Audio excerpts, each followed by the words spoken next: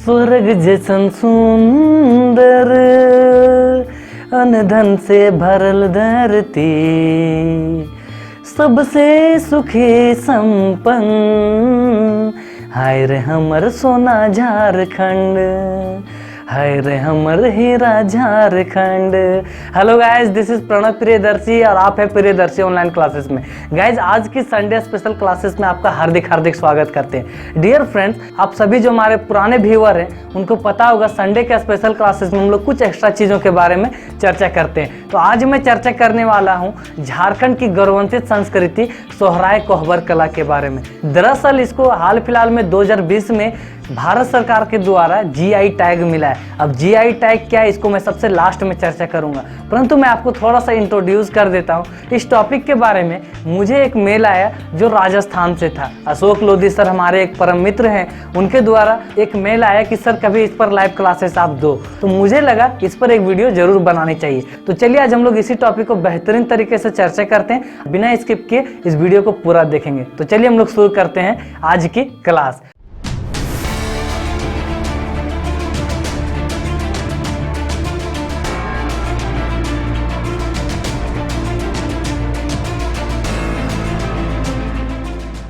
तो point number 1, क्या है सोहराय कोहबर कला? डियर फ्रेंड्स, आपको मैं बता दूं, झारखंड का यह एक गौरवान्वित संस्कृति है जिसको शुरुआत आदिवासियों के द्वारा किया गया, परंतु बाद में इसको पूरे झारखंड के मूल निवासियों के द्वारा में इसको फॉलो किया गया। दरअसल इस कला के अंतर्गत झारखंड के जो मूल निवासी होते हैं वो अपने घरों को पेड़ पौधे पशु पक्षी इन सारे चित्रों को बनाकर वो अपने घर को सजाते हैं, और सजाने में वो अनेक सारे रंगों का भी प्रयोग करते हैं। पॉइंट नंबर 2, रंगों का प्रयोग। अब इस पेंटिंग को करने के लिए कलर तो चाहिए ही, तो कलर का जो प्रयोग करते हैं वो कुछ करते हैं प्राकृतिक रूप से जो कलर मिलते हैं उसका, और कुछ जो है उसको खुद से निर्माण करते हैं, जैसे मिट्टी का प्रयोग करके वो कलर का निर्माण करते हैं। दूसरा है पेड़ के छालों से, जो मानव निर्मित भी आप कह सकते हैं, प्राकृतिक के मदद से कलर का निर्माण करते हैं। इस पेंटिंग को लेकर ज़्यादातर जो कलर का जो प्रयोग होता है वो है लाल, पीला, सफ़ेद, काला, हरा। ये जो 5 रंग हैं, इन सारे जो रंगे हैं उनका प्रयोग करके वो अपने घर की दीवारों को सजाते हैं। साथ में अपने घर के जब बाहरी हिस्से को जब रंगते हैं तो वो कलरफुल कलर का यूज़ करते हैं। घर के जब आंतरिक दीवार को जब रंगते हैं तो वो ज़्यादातर ब्लैक एंड वाइट कलर का प्रयोग करते हैं। इसमें से जो सफ़ेद कलर, इस सफ़ेद कलर का प्रयोग एक सफ़ेद मिट्टी के द्वारा किया जाता है। झारखंड में उस मिट्टी का नाम है दूधी माटी। उस दूधी माटी का रंग ही सफ़ेद है कि चूने की तरह वो सफ़ेद होता है, इसलिए उसका जो नाम दिया गया वो दूधी माटी कहा जाता है। क्षेत्रीय लैंग्वेज में इसको दूधी माटी कहा जाता है। तो डियर फ्रेंड्स, इस मिट्टी का प्रयोग से ही वो घरों का दीवार को रंगते हैं। दूसरा है काला रंग। काला रंग का जो प्रयोग वो करते हैं, एक झारखंड में भेलावा नाम का एक पेड़ है। भेलावा का जो बीज होता है उसका जो बाहरी हिस्सा का काला रंग, बीज को पीसकर काले रंग का निर्माण किया जाता है, और इस काले रंग का भी प्रयोग करते हैं वो अपना पेंटिंग के लिए। अब गाइस, इसकी शुरुआत आखिर कहाँ से हुई? तो पॉइंट नंबर 3, इसकी शुरुआत कैसे हुई? तो डियर फ्रेंड्स, आपको मैं बता दूं, झारखंड के हजारीबाग जिला के बादम ग्राम से इसका शुरुआत हुआ। दरअसल बादम एक ऐसा क्षेत्र है जो राजाओं के आने जाने, वहां पर रहने का प्रमाण मिलता है। मैं दरअसल बादम के ही जस्ट 2 किलोमीटर के अंतर में हमारा जन्मभूमि गांव है जिसका नाम है बाबूपारा।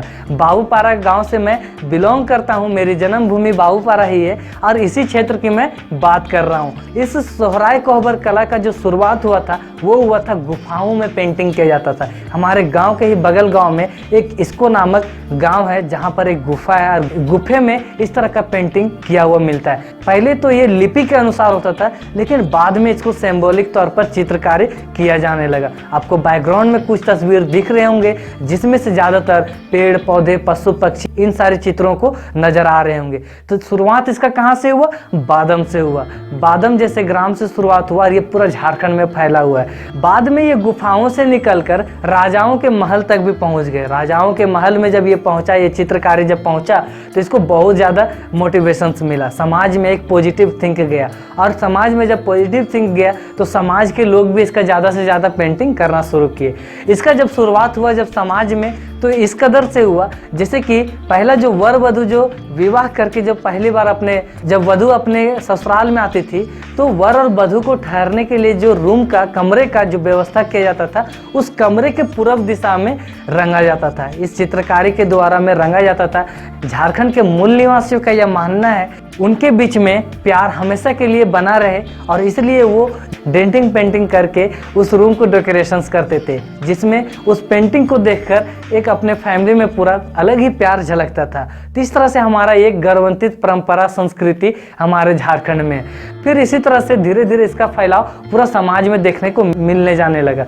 इसी क्षेत्र में एक जोराकाठ नामक गांव है जहां पर बुलु इमाम जैसे इतिहास रिसर्च कर रहे थे। बुलु इमाम एक ऐसे इतिहासकार हैं जिनको भारत के राष्ट्रपति के द्वारा उनको पद्मश्री पुरस्कार भी दिया गया है और उनको बहुत सारे अवार्ड दिए गए हैं। बहुत जल्द इनका एक इंटरव्यू आप लोग के बीच में रखूंगा जो संडे स्पेशल क्लासेस में होंगे। वो दरअसल बहरनपुर को लेकर मैं इंटरव्यू लूंगा, परंतु आप यहाँ पर जान लो कि उनके द्वारा जब रिसर्च किया गया तो झारखंड में जो दो जाति का, जो एक तो है आदिवासियों के द्वारा जिस तरह का पेंटिंग किया जाता था वो तो हमारा कॉमन है, वो सभी मैच करते हैं। जो दो जाति हैं जैसे कि प्रजापति जिसको हम लोग कुम्हार बोलते हैं और दूसरा महतो, इन दोनों में एक डिफरेंसेस देखने को मिली। जैसे कि आप जोराकाठ के क्षेत्र को अगर विजिट करोगे तो वहाँ नजर आएगा जो महतो कास्ट के हैं वो दरअसल पेंटिंग करते हैं जीव जंतुओं का, पशु पक्षी का चित्र बनाते हैं अपने दीवारों में, परंतु जो प्रजापति कास्ट के जो होते हैं उनके द्वारा जब पेंटिंग किया जाता है तो ज़्यादातर पेड़ पौधों,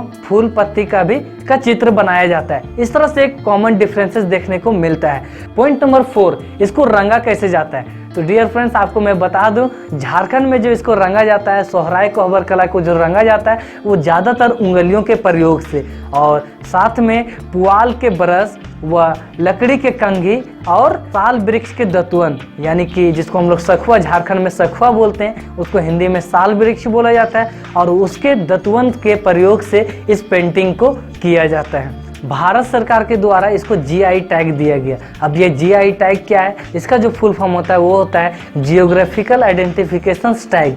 दरअसल इस जियोग्राफिकल आइडेंटिफिकेशंस के नाम से ही आप समझ गए होंगे, जियोग्राफिकल का मतलब होता है क्षेत्र और आइडेंटिफिकेशंस का मतलब होता है पहचान, यानी कि इस जो खास क्षेत्र का जो खास पहचान हो उसको लेकर जीआई टैग दिया जाता है। हाल फिलहाल में तेलंगाना को भी मिला है तैलीय चित्रकारी को लेकर, और इसी तरह से झारखंड को भी मिला है। सोहराय कोहबर कला को जीआई टैग भारत सरकार के द्वारा देकर सम्मान दिया गया है और आज इस कला को बहुत ही ज़्यादा हमारे बीच में देखा जाता है। लेकिन विडम्बना ये है कि जैसे जैसे यहाँ के मूल निवासी पक्के मकान की ओर बढ़ रहे हैं तो इस कला से वो दूर होते जा रहे हैं, जिसके कारण से इसको जीवित रखने के लिए लगातार हजारीबाग में भी कार्यक्रम चलाए जा रहे थे। आपको याद होगा, जो हमारे हजारीबाग के जो फ्रेंड हैं उनको याद होगा, आज से 3 साल पहले हजारीबाग में कोनार महोत्सव मनाया गया था जिसमें बहुत बड़े बड़े स्टार हमारे हजारीबाग में आए थे और इस कला का प्रचार प्रसार एक अभियान के तौर पर चलाया गया था जिसमें हम लोग पेंट माय सिटी अभियान के नाम से